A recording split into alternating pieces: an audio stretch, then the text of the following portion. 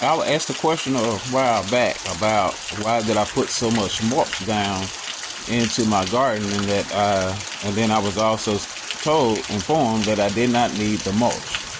But if you can tell right here from the grace of God on how the Lord directed me, as this storm is coming through, see how much water is in the garden, and just think if I didn't have the mulch down now, it'll be a lot. And yes, a lot of the mulch is pretty much like washing away, but it's not going far because it is going right over there to the side. And I'll actually be able to, once it stops raining and get dry, take that mulch and put right back into the garden.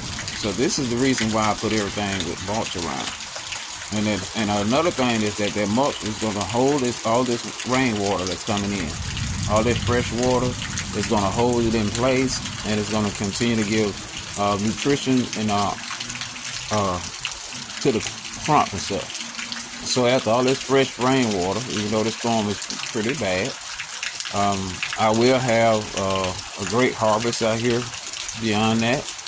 And if you're wondering what's running next to me, that's the water coming off the side of the house. I also got me a rain bucket in the house. We got another rain bucket that I have prepared for with everything else in order to continue to keep this harvest going strong. So I didn't know this was taking place. We are under a tornado watch here in Meridian, and it was severe. It's a very severe one, and they actually spotted like 2 of them.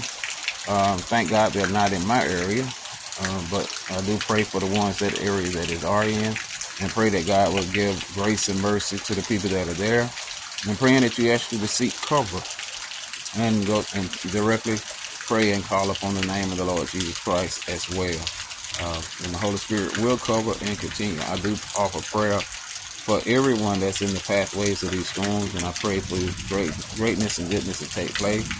We are at the beginning of our hurricane season, so that's another thing too as well, that we need to be very mindful as well, especially being a gardener and being able to come out and do the different stuff that I'm doing in the yard as a gardener myself. So with that being said, we definitely want to keep everyone in prayer, keep everyone lifted up and praying for God protection and glory to come forward as well. And I want to thank you guys for being a part of it. Please like, subscribe, and continue to follow us on our YouTube channel as we're growing food for life 63. That's my YouTube channel name. I changed it from my name to put that name on there as well. And I do have a new name for the garden. I will reveal it on the next video. Be blessed.